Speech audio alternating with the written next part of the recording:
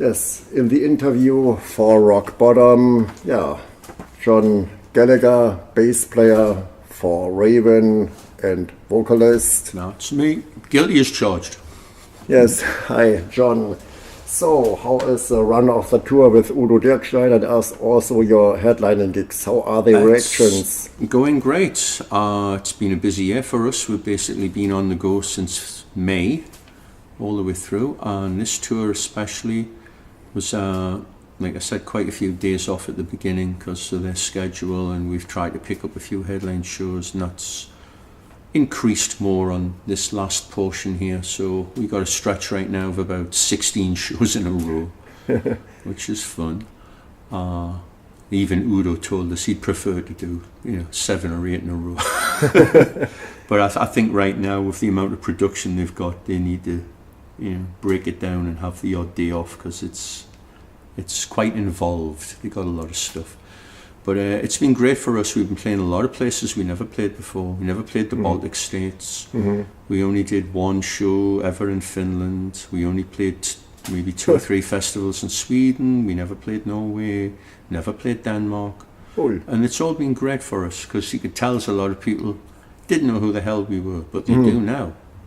And that's what it's all about, making new friends, making new audience, and it's been great. Yes, it's my question. I know you since the 80s, new wave of British heavy metal.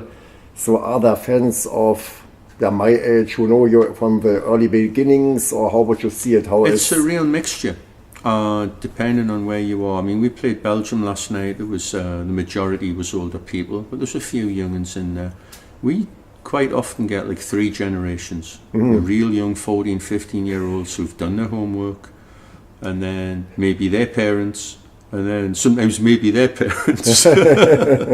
So it's all good, it's all good. I mean, especially overseas, like in South America, it's a very young audience. Yeah. It's amazing, and they know everything. Good incredible reactions from the young guys in South America. Yeah. Cool. We played in Colombia. I don't think there was anybody over 25. Oh. It's crazy. Crazy. So, whole new audience. It's awesome. Cool. That's very good. And you have played a new wave of British heavy metal festival in Sheffield a few days ago. Right. So how were the reactions there? Did you meet old friends? Yeah, I met a lot of old friends. A lot of people from our hometown came down, which was great. And the bands, we're friends with, Avenger, Diamond Heads, guys were there from all kinds of bands. Half the people there were saying hello, I didn't even know who they were, but they knew me. So it was great, and there was a lot of fans from all over the world. People I recognised from America, people that had just seen us in Helsinki, people from everywhere. It was a packed crowd. We headlined, we were on at the end. It was nuts. It was very, very good. It was very satisfying to play a big show like that and really hit it hard in England. You were the headliner of the show? Or? Yeah, we closed the show. Yeah, it was great. Oh, yes. And which songs have the best response live? The older ones from the 80s, or do they know more the newer stuff, for example, from Extermination? Well, when we play the Extermination stuff, people know it. It goes down well, which is great. You can't ask for more than that. And that's the first album in a long time where we'd have people say, you playing this, or you playing this, or they want to hear new songs, which is, it's been, this is like pretty much the end of the run on Extermination, will be this tour. We're halfway through doing a new record. And we'll probably, when we start touring next year, we'll probably feed in at least 1 new song just to start the ball rolling with that. But the album was definitely a big thing for us. It really kicked us up to a new level, and that's how we will continue to move, just continually raise the bar. Better songs, more energy, just more energy. Pump it up. You can always do better. Is this already written, this album, or recorded? We have drums, bass and rhythm guitars done. Oh, great. On like 14 songs. Actually 10. We have 4 still to do bass and guitar on, but drums are done on all of them yet. And it's exciting. There's a lot of fast stuff. Mike Heller is playing drums with us now, and he's phenomenal. He's like just energy personified. Oh, yeah. And so it's a slightly different approach. So that's where a lot of the extra energy's coming from. So, he's a younger guy, so he's kicking the old guys up the arse here, which is good. Yeah, this would be a question. Did Joe become your third Gallagher brother now, because he's in the band for about 30 years? Well, Joe's not in the band now. Joe had a heart attack back in May. Ah, I didn't know that. Yeah. This is what happened. We had dates in the US, I think of May 17th. Ah. And I think Joe had a heart attack on like May 14th or May 15th. We had 4 dates, and then we had 2 days off. Then we were going to Europe for 2 weeks. I'm like, what are we going to do? So a guy that was helping us out got a local guy in Chicago to do the first show, and then he hooked us up with Mike Heller to do 3 other shows. Mm-hmm. And we rehearsed with the first guy, did a great job.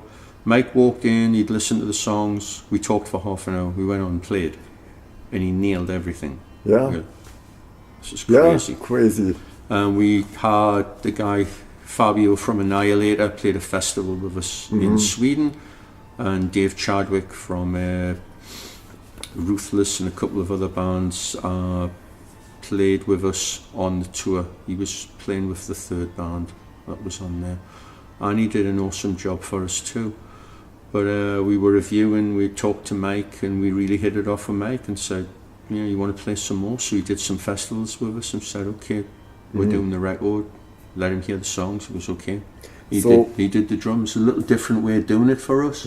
He did most of the drums in his own studio. After we just gave him scratch tracks and then passed it back. But the way he does it, it's great. It's great. Brilliant. And he will be a member of Raven. Joe won't come back. Joe, there was 2 things. He had the heart attack. He can't play drums, and he'd stated many times he didn't want to do this run. It was too much. Okay.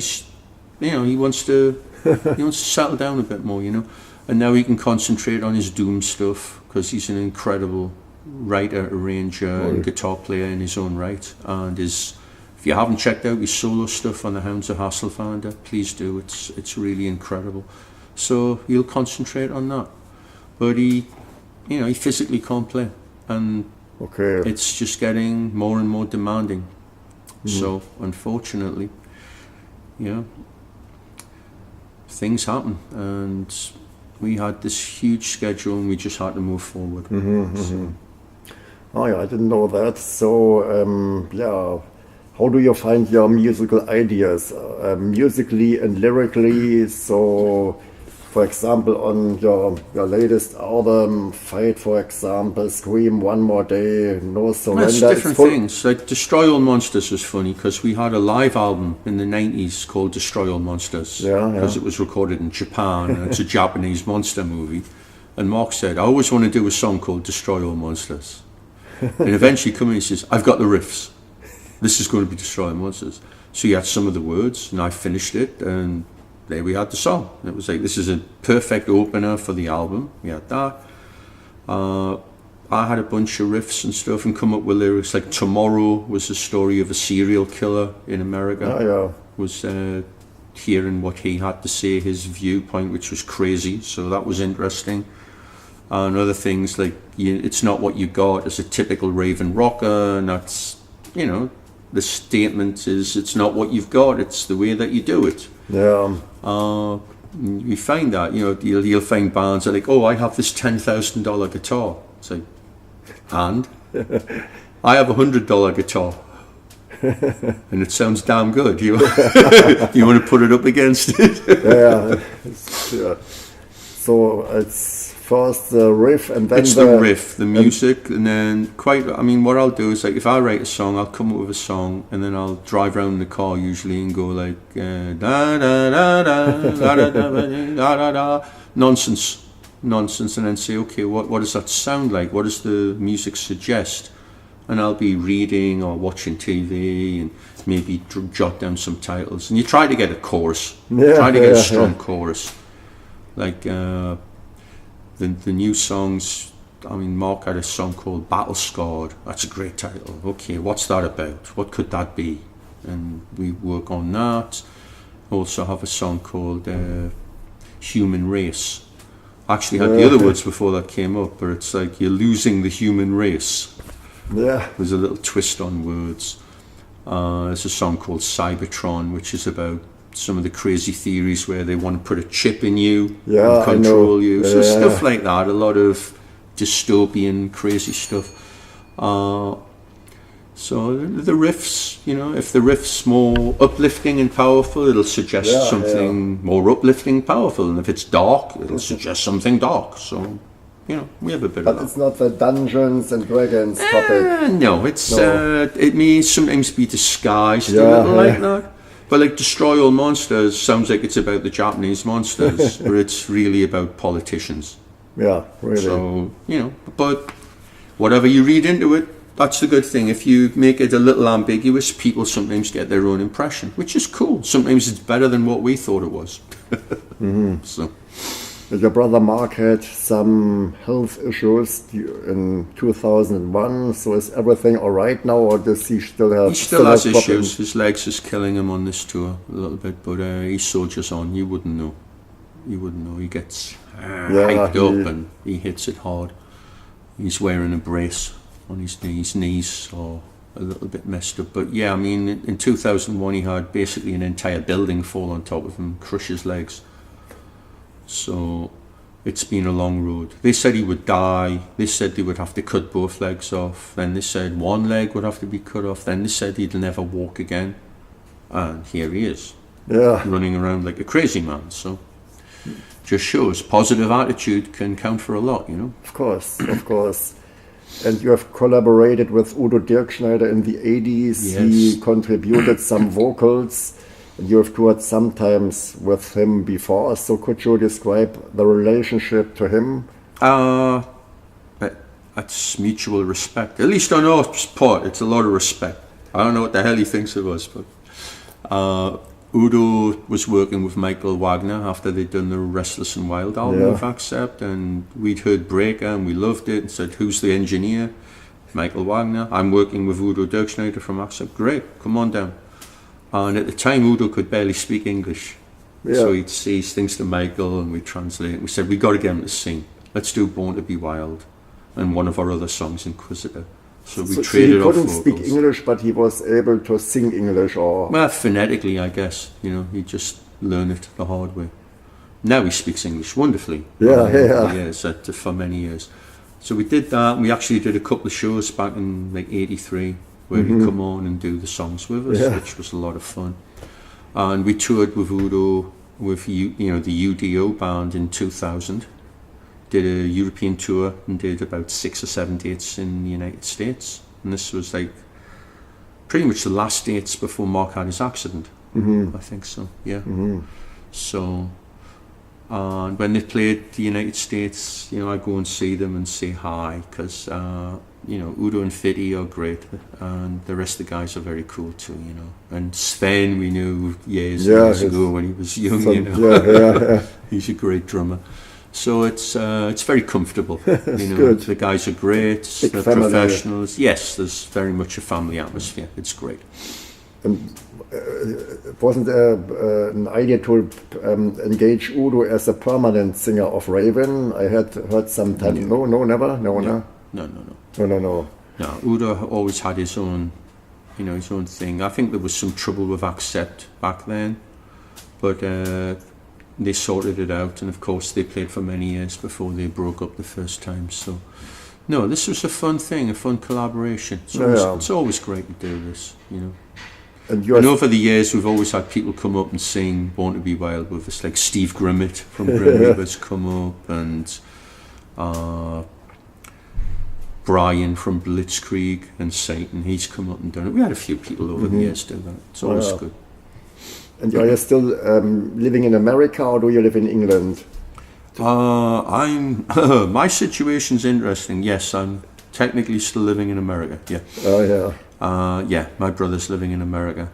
He's down in Florida. I'm up around Washington D.C. And Mike is living in New York, but he's moving to Los Angeles, so we're all over the place. Very good, yes. And yeah, there's a rumor that you will go back to an old tradition. I heard Metallica will support you on your next tour. Yes, that's true. And we'll pay them nothing. Nothing at all. You hear that, Lars? You'll get 50 cents. No, we'd like to open up for Metallica on their next tour. That would be nice. Yeah, we opened for them about 3 years ago in Brazil. We did a stadium in Sao Paulo. We were setting dates up, and the agent said, "Are you still in contact with Lars?" I said, "Yes." This is ask him if we can open, and I did, and Lars said, "Yes, absolutely," and it was awesome. Good, they were very, very good. It was great, and get to hang out with them because we'd never hung out with them for like 30 years. Yeah, and basically they haven't changed. It's excellent. It's they're really nice cool. people, or yes, very, very real, real, very nice people. Yeah. And considering the life they've led and what they've went through, it's incredible. It's incredible. So no, they were very, very good to us, and that was very cool. Do you have contact to other icons of the new wave of British heavy metal, for example, Maiden or Def Leppard, or is there no connections? Saxon we played with last year, and it was very nice. We played in Poland. They said, "Do you guys want to have dinner with us?" We're like, wow, that's very nice. And we all had dinner together, and they're great. I mean, they're better than ever. The guys are so friendly, and we've met on a cruise we did and a few other shows. We've met and talked. And I've went and see them in America and hung out with them. Yeah, they're awesome. They really are better than ever. Yeah. So, and there's another band. You hear that, Biff? We want to play with you too. That would be nice. Iron Maiden. I think we're doing a cruise and Steve Harris is on, and I never talked to Steve since we played with him in 1980. So I hope to get and sit down and talk to Steve. Steve's great, so that would be fun. That would definitely be fun. And Def Leppard, we were talking, there was a show we did in 1980 that was Samson with Bruce Dickinson, and White Spirit, which had Janet Gers, or it's in Iron Maiden, and us. Yeah. And there was about 3 people there, and the 3 people were the guys from Def Leppard. That was one of the last times we played Sheffield, before we played 3,000 people the other night. Yeah. Oh yeah. That's crazy, crazy. And like the guys from Satan, the guys from Avenge, all the Northeast guys, Fist, Blitzkrieg, Jaguar. We're still friends with all those guys, and we went into them. Absolutely. Yeah. And Gary from Exodus and Slayer, the guys from Death Angel. We get to our age, there's no bullshit. Everyone knows, everyone's been through the mill, everyone's friendly. So going to these festivals, it's like the high school reunion. Everyone gets to meet everyone, hang out, and everyone is cool. It's a good time to be in a band. At our age, it's really cool. Yeah. And next year you will tour in the United States, and we got a tour setting up in. We're doing a cruise, the Monsters of Rock cruise, early February. And when we come off, like a day later, we're on the road for about 30, 40 dates. And the new album, when will it be released? New album should be out, hopefully April, May, something like that. And we're still beating each other up over the title. We're getting closer. And then the artwork will be decided from the title. But the music is, we're excited. It's another big jump. Like Extermination was to Walk Through Fire. This is to Extermination, which is the way it's supposed to be. Same band, but further up the staircase, which is good. That's very good. Yeah.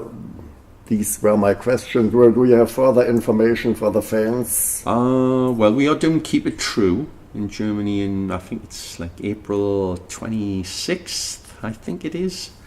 And that's pretty much a special show, all early stuff. So we'll just lie and play new stuff and say it was old and see if anybody catches us. No, that's going to be fun. We're going to do that.